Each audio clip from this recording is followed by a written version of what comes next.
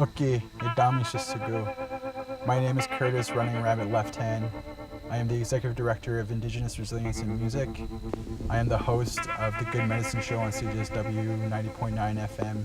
And I am the front person of the aggressive hardcore punk band Éhagé. You're watching the Local Music Project. Right now we're here in Siksika, which is my homeland, and all of Treaty 7 in the Blackfoot Confederacy is my home territory. I work with an organization that I founded called Indigenous Resilience and Music, and we work in helping Indigenous musicians and youth reclaim their identity through music and the arts.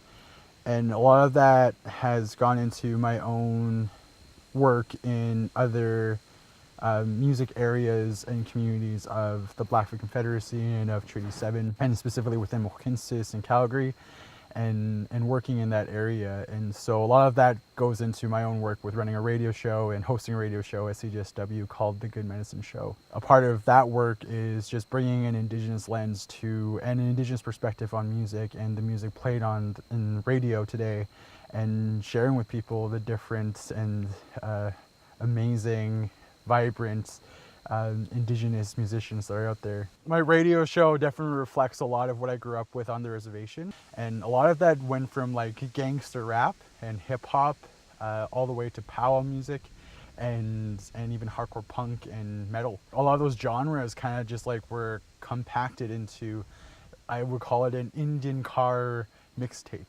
Driving on the res with our relatives, like our cousins or our siblings, we'd always just put in this like playlist, and for music we'd download it off of LimeWire from way back. We put it into this playlist, and it would be a mixture of multiple things. And so a lot of my radio show reflects that. At the same time, taking the Indigenous artists and the music that Indigenous artists are creating that are within those genres and those communities, and sharing that with Calgary and wherever I am syndicated in Siksika or Thunder Bay or anywhere else, to hear like that Indian car mixtape, and to really experience like what emerging Indigenous musicians are creating, but then also hear what we grew up with on the reservation, listening to music and what music means to us.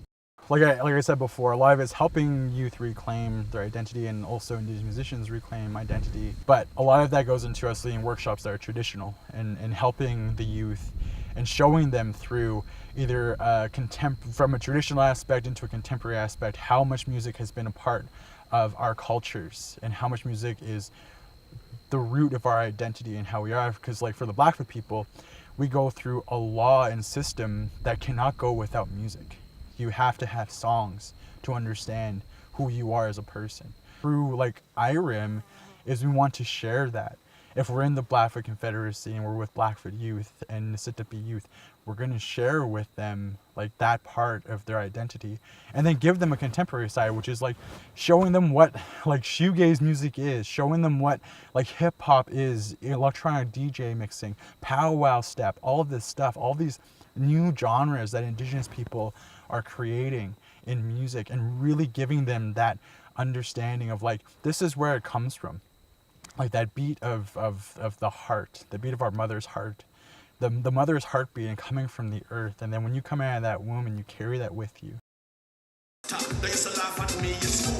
When I first joined, it was a big growing experience into even, like to what we are now, like the last 7 months, 8 months almost. Like it's been a learning and growing experience. It also allowed like me and Bear's relationship to get a lot stronger too, and like we've developed a really good chemistry within the studio, creatively and performance-wise. So that conversation is with a tribe called Red. Is like I've met those guys like multiple times, and we know each other, and yeah, we've just like we all know each other, and it's really cool to be able to like connect with them and just like sit down with them and talk with them, which was great. And my work with the Calgary Folk Festival went into a lot of just establishing that relationship with Indigenous people and the community.